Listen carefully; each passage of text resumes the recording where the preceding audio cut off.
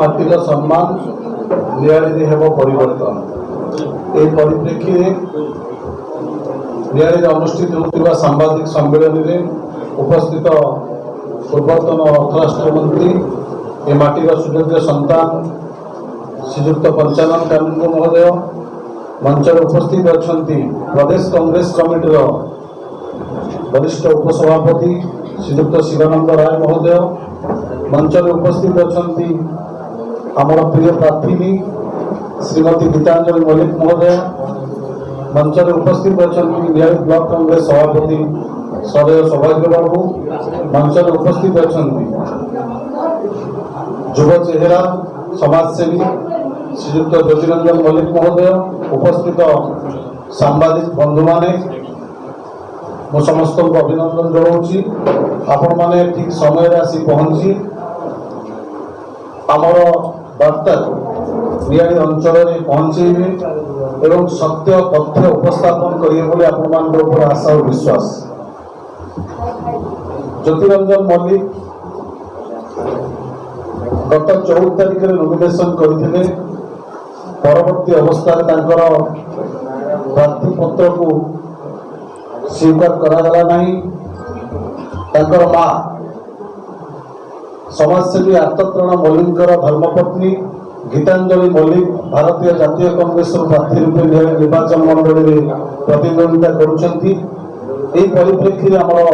सांबादिक सम्मेलन 14 तारीख पर आम 2 दिन साइलेंस थी। कांग्रेस दल कौन प्रेस वार्ता करनथिला। आम भावुलु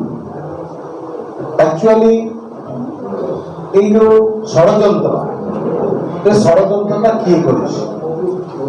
विजु जनता दल कर बीजेपी कर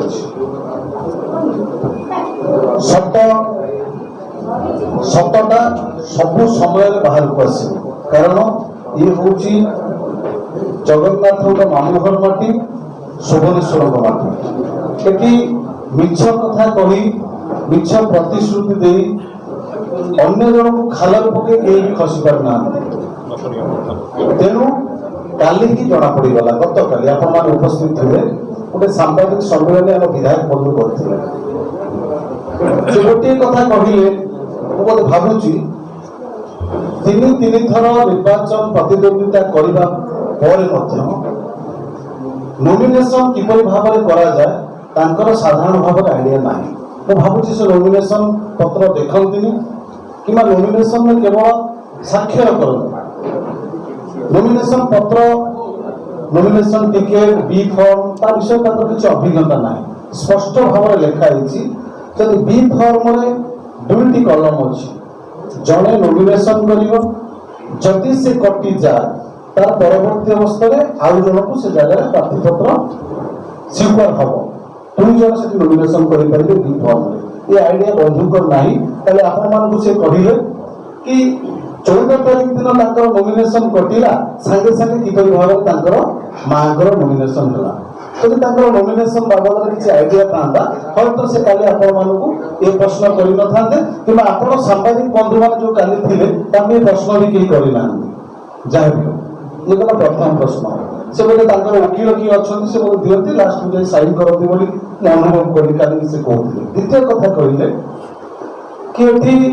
विरोधी दल भितर असाधु मेंट करा बीजेपी की जितेबा कांग्रेस गोटे पॉलिश कर कथा विधायक महोदय से जानी रखा उचित बीजेपी सहित विजु जनता दल अच्छी ना कांग्रेस अच्छी। बीजेपी सहित सब विजु जनता दल अच्छी जो सांसद प्रार्थी मान दि सारा ओडिशा रे सब डील कर दि जाए। बीजेपी और बीजेडी मध्य डील अच्छी।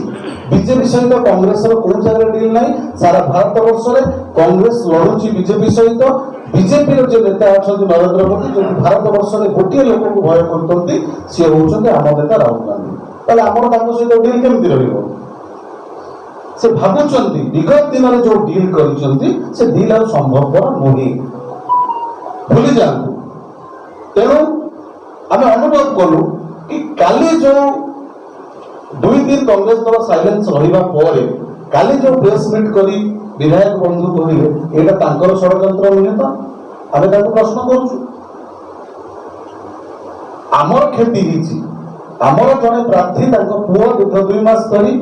प्रचार प्रसार करथिले निर्वाचन लड़िबा पाई कांग्रेस दल पुणी ताको परिवार ऊपर आस्था स्थापन करी ताको मां को कैंडिडेट देछि अदरवाइज अलग लोक माने कैंडिडेट देइनो जदि आम अलग लोक कैंडिडेट दे था से प्रश्न आपड़ कर हाँ तांको परिवार को काटी अलग लोक डी देछि आमे सेही परिवार को देइछु जने मां को देइछु जने युवक प्रति तुम अन्याय करिछो ए युवक माने निगारीर युवक मानक प्रति तुम प्रतारणा करिछो युवक माने जवाब देबे जने मां आज महिला तुम मानक पाखु जीव भोट पाई प्रत्येक नारी जाति आज जागृत हो नियारी माटी तेणुक युवक आ मां मानकर भोट को पाथेय कर नियारी माटी जीव प्रत्येक जनसाधारण पाखे भोट मागू तेणु आमर डील कि कौन तो स्पष्ट मारी होची तो भोटर लिस्ट काटिबार 2019 मसिया भोटर लिस्ट ना 2022 मसिया पंचायत निर्वाचन से लड़ी भोटर लिस्ट ना अच्छी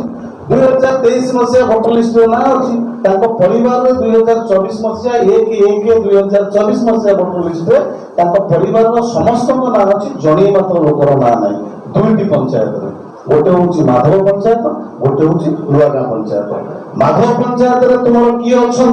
भोटर लिस्ट काटी जनसाधारण जानते नियारी पंचायत नुआगाँ पंचायत तुम किए दलाल अच्छी यहाँ नियारी बस्ती लोक जानते नियारी प्रत्येक जनसाधारण जानते आपणकर दंडिया ये दुई जन दंडिया को भोटर लिस्ट काटिबा किए कही ये प्रश्न उत्तर आप निश्चित मीडिया बंधु मान देवे नियारी जनसाधारण जानवाई चाहते तेणु तुम्हें कर्म फल तुम्हें ही भोग कर सोभनेश्वर माटी गोटे 2009 मसीह आत्मत्राण मंत्री के निर्वाचन लड़ी आज से रोगाग्रस्त शଯ୍याशायी आखिर जो लुह परिवार प्रति तुम्हें जो अन्याय कर 2009 मसीहा 2024 मसीहा पर्यंत सबु स्तर तुम्हें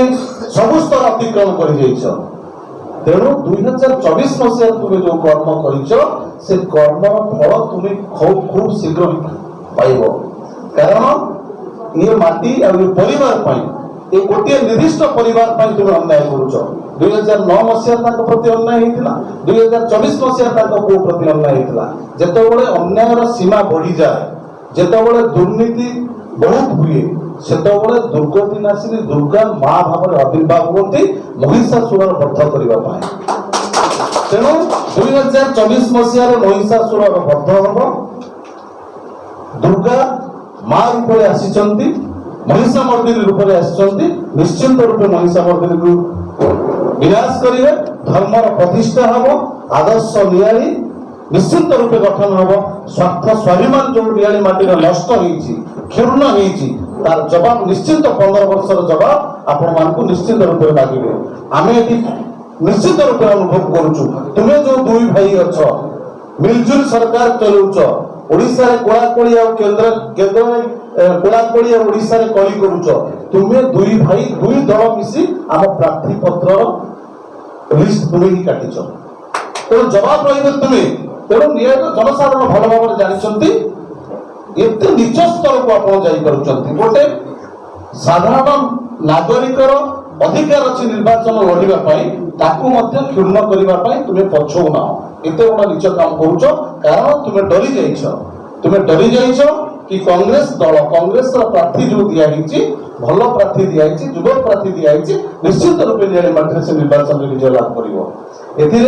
आपण मान जरिया मोर समस्त कांग्रेस कर्मी मान कहवाक चाहे व्यतिव्यस्त हवार नहीं जहाँ भी भगवान जहाँ करती प्राणी मंगल तेणु से परिवार प्रति नियार प्रत्येक जनसाधारण अकुंठ समर्थन अच्छी आत्मविश्वास अच्छी भरोसा अच्छी से परिवार कौन नियार समस्त जनसाधारण जानते पछरे ठिया जो दल से जातीय दल से दलर कैपेसिटी कौन अच्छी नियारी माटी समस्त जानते मुख्य विरोधी दल भाव में नियारी माटी सब गरीब कृषक हरिजन आदिवासी संख्या लोक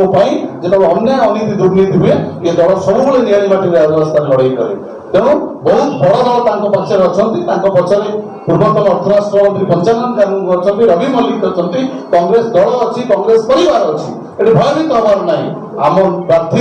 শ্রীমতী গীতাঞ্জলি মল্লিক নিশ্চিন্ত রূপে বিজয় লাভ করবে 2024 সাধারণ নির্বাচনের। এই আশা বিশ্বাস ভরসা নিশ্চিন্ত রূপে আমার জনসাধারণ উপরে ଅଛି। এতেই করে ମୁଁ ମୋ ବକ୍ତବ୍ୟ ଶେଷ କରୁଛି। ଧନ୍ୟବାଦ।